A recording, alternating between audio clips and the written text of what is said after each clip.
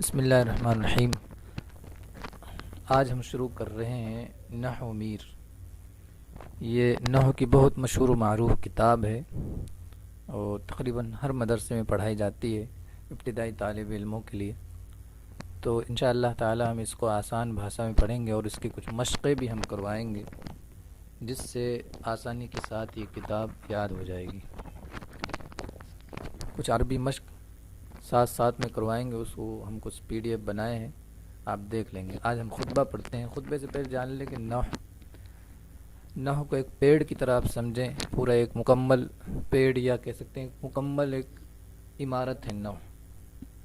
اور عمارت میں کیا ہوتا ہے کہ اگر اس کی بنیاد بہترین ہوتی ہے، بہترین بنیاد ہوتی ہے اس کی مضبوط، تو پھر عمارت کتنی بڑی ہم بنا سکتے ہیں۔ تو یہ جو کتاب ہے نا نحو میر، یوں سمجھ لیجئے کہ یہ کتاب دوسری کتابوں کے لیے ایک بنیاد والا کام کرے گی، یا نحو کے لیے بنیاد والا کام کرے گی کہ اگر اس کتاب کو کوئی صحیح سے پڑھ لے گا نا تو آگے پھر اس کو کوئی پریشانی نہیں آنے والی ہے۔ اور اسی کتاب میں کوئی کمزور رہ جائے گا شروعات کی کتاب میں ہی، تو ظاہر سی بات ہے آگے پھر اس کو پڑھنے میں بہت دشواریاں ہوگی، نحو کو سمجھنے میں بہت دشواری ہوگی۔ تو ہم شروع کرتے ہیں خطبہ کتاب سے۔ نحو کو سمجھ لیں، نحو کا کیا فائدہ ہوتا ہے، میں صرف فائدہ بتانے جا رہا ہوں، تعریف بھی اسی میں آ جائے گی۔ یا ہم کیا ہے بہت سی مرتبہ ایک تعریف کو رٹ لیتے ہیں لیکن اس سے ہمیں کوئی فائدہ نہیں حاصل ہوا ہوتا ہے، طلباء کو اس سے کوئی فائدہ نہیں ہوتا ہے۔ تعریف رٹنے سے کوئی فائدہ نہیں، ذہن میں ہونی چاہیے کہ آخر یہ جو نحو پڑھائی جاتی ہے کیوں پڑھائی جاتی ہے، اس کا کیا فائدہ ہے۔ تو میں آپ کو اس کا فائدہ بتاتا ہوں۔ فائدہ اس سے یہ ہوگا کہ جو بھی علم نحو کو پڑھ لے گا، اچھی طرح سے اس میں کوئی مہارت حاصل کر لے گا، تو اس سے کلمے کے جو آخری حرف ہوتا ہے کلمہ کا، یعنی کلمہ کہتے ہیں اسم فعل اور حرف کو آگے آئے گا، تو اسم اور فعل اور حرف کی آخری حالت اسی نحو کے ذریعے ہمیں پتہ چلے گی کہ آخر میں اس پہ زبر پڑھنا ہے کہ زیر پڑھنا ہے کہ پیش پڑھنا ہے، کیا پڑھنا ہے۔ تو یہ ہمیں نحو کے ذریعے اس چیز کا پتہ چلتا ہے۔ ٹھیک، یہ اس کی تعریف ہو جاتی ہے۔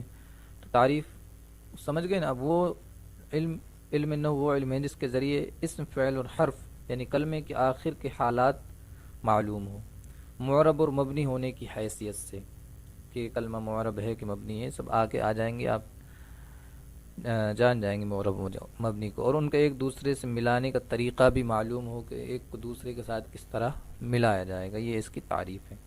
موضوع دیکھ لیتے ہیں۔ موضوع کہتے ہیں جس علم میں جس کے ذریعے بحث کی جاتی ہے نا، وہ اس کا موضوع ہوتا ہے، سمجھ گئے۔ تو جو اس کا بحث کا مبدا ہوگا، جس چیز کے ذریعے بحث کی جائے گی اس کو موضوع کہتے ہیں۔ یہ تو ہوگی موضوع کے بارے میں۔ اب اس میں علم نحو میں کس چیز سے بحث ہوتی ہے، وہ ہوتی ہے کلمہ اور کلام سے۔ دو چیزیں، پوری کلمہ اور کلام پہ پوری دونوں کتابیں پوری کتاب ختم ہو جائے گی انہی دو چیزوں پر، یہی اور جتنی بھی نحو کی کتاب آئیں گی۔ اب کلمے کی قسمیں نکلتی جائیں گی، کلام کی قسمیں نکلتی جائیں گی، وہ ایک الگ بحث ہو جائے گی۔ پھر اس سے فائدہ کیا ہوگا، اس کے غرض و غایت ہے کلام عرب میں لفظی غلطی سے ہمیں یہ بچائے گا۔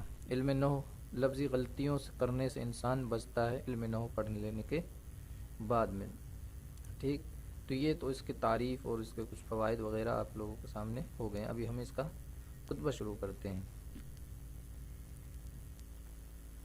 اچھا جی، بسم اللہ الرحمن الرحیم۔ الحمد للہ رب العالمین، والعاقبۃ للمتقین۔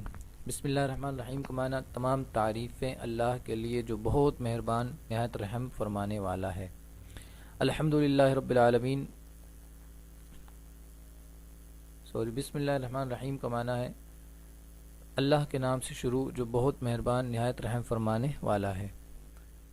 الحمد للہ رب العالمین، تمام تعریفیں اللہ کے لیے، رب جو پالنے والا ہے تمام عالمین کا، عالمین جمع یعنی تمام عالموں کا پالنے والا ہے، اس کے لیے تمام تعریفیں۔ والعاقبۃ للمتقین، اور عاقبت کہتے ہیں آخری انجام کو، تو آخرت کا انجام متقین کے لیے ہے، یعنی آخرت کا بہتر انجام کس کے لیے، متقین کے لیے ہے۔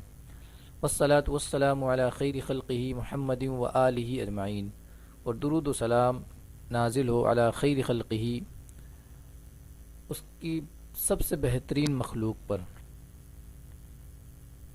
اس کے تمام بہترین مخلوق پر، محمد، اور وہ بہترین مخلوق کون ہے؟ محمد صلی اللہ علیہ وسلم، و آلہ اجمعین، اور آپ کے تمام آل پر۔ خلق ہی میں ہا ضمیر اللہ کی طرف نکل رہی ہے تو اس کا معنی ہوگا خلق ہی، اس کی بہترین مخلوق، یعنی اللہ کی جو سب سے بہترین مخلوق ہے اس پر درود و سلام نازل ہو، اور اللہ کے سب سے بہترین مخلوق میں حضور علیہ الصلوۃ والسلام یعنی محمد مصطفیٰ صلی اللہ علیہ وسلم ہے، ان پر۔ اما بعد، بعدو ہم اس کو پڑھیں گے نا، بعدو، ٹھیک۔ اب بعدو کیوں پڑھیں گے آپ اسی کتاب میں جان جائیں گے، جب مبنی کی جب بحث آئے گی تو اس میں ہم بعدو کے بارے میں پڑھیں گے، لیکن ابھی اتنا دھیان رکھیں بعدو اس کو پڑھنا ہے۔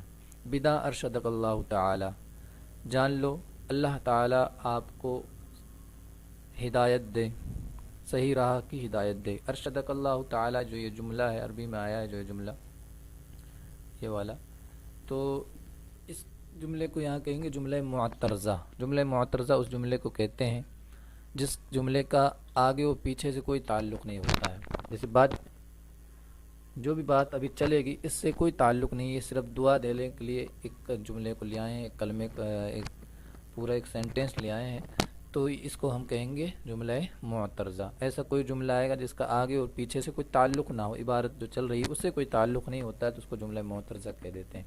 اچھا، کہ این مختصر است مضبوط در علم نحو، کہ مختصر رسالہ جو ضبط کیا گیا، مضبوط یعنی جو لکھا گیا ہے در علم نحو، علم نحو میں، کہ مبتدیرہ بعد حفظ مفردات لغت و معرفت اشتقاق و ضبط مہمات تصریف۔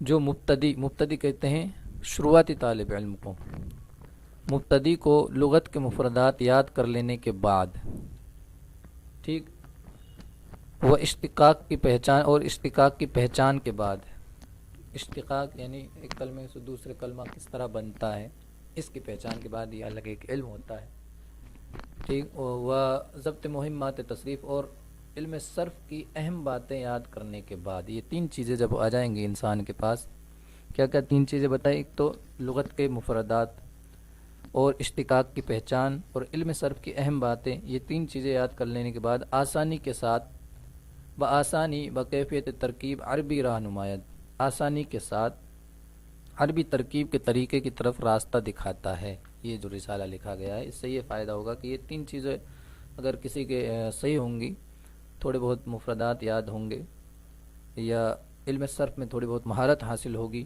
علم اشتقاق ہوگا، کلمے کو بنانا یعنی ایک کلمے سے مصدر سے کلمہ نکالنا جانتا ہوگا، تو وہ جلدی ہی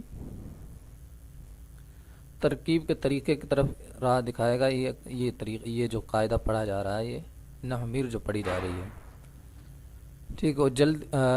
وہ بزودی معرفت اعراب و بنا، زودی معنی ہوتا ہے جلدی ہی، اور جلدی سے معرب اور مبنی کی پہچان، و سواد خواندن توانائی دہد، اور پڑھنے کے ملکے کی طاقت دیتا ہے۔